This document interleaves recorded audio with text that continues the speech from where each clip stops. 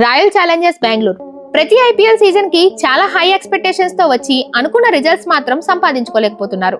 Tournament మొత్తం బాగా ఆడి తప్పకుండా గెలవాల్సిన మ్యాచ్ లో చేతులెత్తేయడం వలన ఒక్కసారి కూడా ట్రోఫీ దక్కించుకోలేకపోయారు. ఐపీఎల్ లోనే మోస్ట్ ఫ్యాన్ బేస్ ఉన్న టీంలలో ఆర్సీబీ ఒకటి. లాస్ట్ సీజన్ లో ఫస్ట్ హాఫ్ లో వరుసగా ఓడిపోయినా సరే సెకండ్ హాఫ్ లో వరుసగా 6 మ్యాచ్లు గెలిచి ప్లే ఆఫ్స్ కి క్వాలిఫై అయ్యారు. కానీ ఎలిమినేటర్ లో రాజస్థాన్ చేతిలో ఓడిపోయారు. కాబట్టి ఈసారి ఎలా అయినా టైటిల్ దక్కించుకోవాలని చాలా కాన్ఫిడెంట్ గా ఉన్నారు. అందుకు తగ్గట్టుగానే తమ టీం అన్ని డిపార్ట్మెంట్స్ లో బ్యాలెన్స్డ్ గా ఉండేలా బిల్డ్ చేసుకున్నారు. మరి ఆర్సీబీ ఈసారైనా టైటిల్ గెలుస్తారా? టీమ్ లో ఉన్న స్ట్రెంత్ ఏంటి? బెస్ట్ ప్లేయింగ్ 11 ఎవరు? ఇలాంటి విషయాలు ఈ వీడియోలో డిస్కస్ చేద్దాం. ఆర్సీబీ మేనేజ్మెంట్ మెగా ఆక్షన్ కి ముందు విరాట్ కోహ్లీని 21 కోట్లు పెట్టి రిటైన్ చేసుకున్నారు. అలాగే రజత్ పటిదార్ ని 11 కోట్లు, యష్ దయాల్ ని అన్క్యాప్డ్ ప్లేయర్ కింద 5 కోట్లు పెట్టి రిటైన్ చేసుకున్నారు. భువనేశ్వర్ కుమార్, కృణాల్ పాండ్యా, జితేష్ శర్మ లాంటి క్వాలిటీ ఇండియన్ ప్లేయర్స్ తో పాటు Phil Salt, Livingstone, Tim David లాంటి పవర్ హిట్టర్స్ ని మెగా ఆక్షన్ లో కొన్నారు. మొత్తానికి 2025 ఐపీఎల్ కోసం ఆర్సీబీ మేనేజ్మెంట్ ఒక సాలిడ్ స్క్వాడ్ ని బిల్డ్ చేయగలిగారు. మరి అందులో నుండి బెస్ట్ ప్లేయింగ్ 11 ఎలా ఉండబోతుందో ఒకసారి చూద్దాం. ఆర్సీబీ ప్లేయింగ్ 11 ఓపెనర్స్ గా విరాట్ కోహ్లీ, ఫిల్ సాల్ట్ ఆడతారు.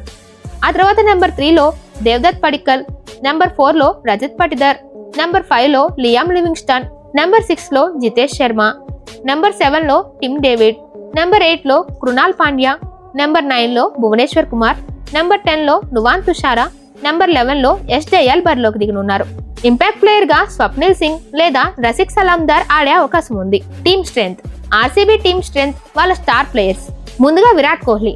ఆర్సీబీ బ్యాటింగ్ లైనప్ కి backbone Virat Kohli. IPL లో విరాట్ కోహ్లీ పర్ఫార్మెన్స్ ఎలా ఉంటుందో మనం సెపరేట్ గా చెప్పుకోవాల్సిన అవసరం లేదు. ఓవరాల్ గా ఐపీఎల్ లో 8,000కు పైగా రన్స్, 55 హాఫ్ సెంచరీలు, 8 సెంచరీలు, ఈ నెంబర్స్ చాలు విరాట్ కోహ్లీ ఐపీఎల్ లో ఎలా డామినేట్ చేస్తాడో అర్థం అవటానికి. లాస్ట్ సీజన్ ఐపీఎల్ లో కూడా 741 రన్స్ స్కోర్ చేసి ఆరెంజ్ క్యాప్ గెలుచుకున్నాడు. రీసెంట్ గా విరాట్ కోహ్లీ చాలా మంచి ఫామ్ లో ఉన్నాడు.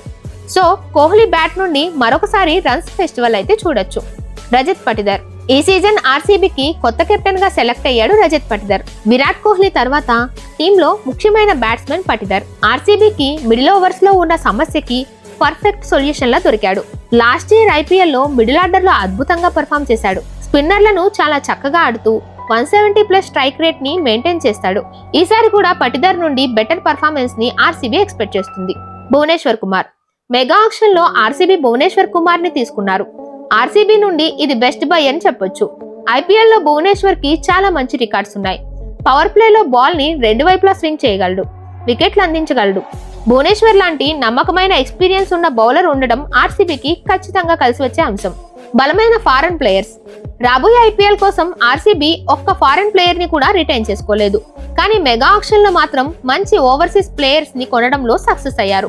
Liam Livingstone, Tim David, Romario Shepherd లాంటి పవర్ హిట్టర్స్ ని తీసుకున్నారు. అలాగే England young allrounder Jacob Bethell ని కూడా తీసుకున్నారు. ఇంకా టీంలో యష్ దయాల్, రసిక్దర్ సలాం, స్వప్నిల్ సింగ్, దేవదత్ పడిక్కల్ లాంటి టాలెంటెడ్ ప్లేయర్స్ ఉన్నారు. RCB minus points.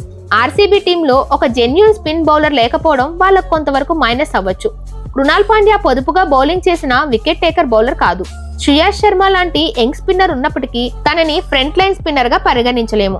So overall గా ఆర్సీబీ దగ్గర ఉన్న టీం ని చూస్తే చాలా సాలిడ్ గానే కనిపిస్తున్నారు. టైటిల్ దక్కించుకోవాలంటే వాళ్ళకి ఇది పర్ఫెక్ట్ టీం. మరి చూడాలి కొత్త టీం తో టైటిల్ సాధిస్తారో లేదో. మార్చి 22వ తేదీన కోల్కతాతో జరిగే మ్యాచ్ తో ఆర్సీబీ జర్నీ స్టార్ట్ అవుతుంది.